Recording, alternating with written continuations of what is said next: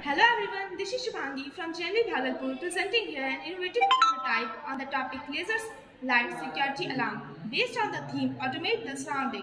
This project is guided by our ATL in charge Rajveer Singh Rana sir. The requirements of the project are laser light module, light sensor, buzzer, 9V battery, Arduino Uno, jumper wires,